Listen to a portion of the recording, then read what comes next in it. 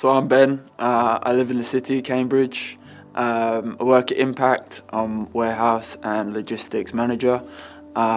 Recently completed an apprenticeship, and yeah, I've been at C3 since end of 2018. Grew up in a Christian family, Christian community. A lot of what we did as a family was with another church, going for barbecues, even summer holidays. We used to go to this summer thing called Cervantes.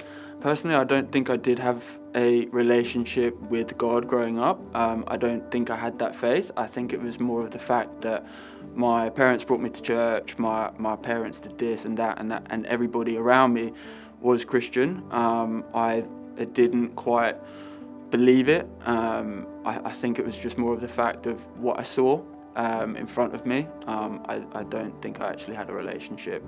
Stopped going to church when I was about 14. I wasn't myself. I got diagnosed with depression, and I sort of just, my world got smaller. I stopped hanging out with my friends. I stopped doing groups outside of school. I stopped doing cadets. I stopped everything really.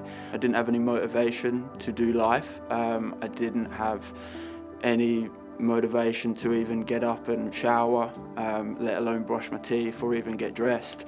It was very bleak.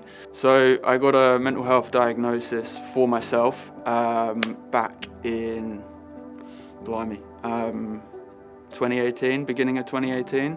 End of 2017, I realised that something wasn't quite ticking right in my head, and I was actually really close to trying to section myself. The NHS had told me I had to wait 6 months for a diagnosis. I knew I didn't have that long, because I knew that I would probably do something silly before then. So I was working at the time, had a really good job, and so I went private and I paid for myself to get a diagnosis. And the diagnosis I came out with was borderline personality disorder. So I got that in February 2018, and then about 3 weeks later I was put on medication, and told I couldn't work because of that. Receiving the diagnosis was actually a huge weight lifted off my shoulders, because I knew what I was fighting, I knew what I was up against, whereas before I had no idea. I was just speculating, and I was hoping that I would be given some answers. So through the diagnosis I was given those answers, but it was starting to realise that I actually had something to fight, and try and shift my focus on getting better and not getting the answers. So everyday life, from having a conversation to actually just holding yourself in a conversation, to then second guessing yourself, to then telling somebody what to do, to whatever, it's quite broad on how it can affect me from day to day.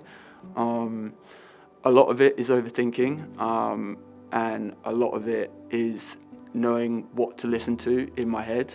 And sometimes I need to talk to other people about it because there's too much in my head for me to even make sense of it, let alone hear what's going on in my head. Having a relationship with Jesus it's a life changer, no doubt. But it's also learning and accepting that sometimes it's good to follow, and you need to learn to follow before you can learn to lead, and that for me has been a massive impact. But also another small thing that I remind myself of is something I call the Jesus filter. So I try and see myself through the way that Jesus would see me, and in response to that I also try and see other people through that Jesus filter. So how Jesus would see those people, I try and see those people in that respect. I can tell you I made the decision in November 2019, because it was when the baptisms were on, to get baptised in March 2020. Well, I would like in my future for mental health issues to be spoken about more freely, but also for there to not be so much stigma.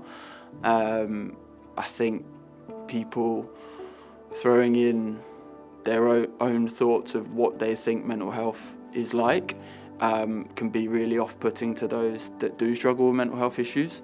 And yeah, it can be difficult, and there can be rifts caused when there doesn't actually need to be any rifts.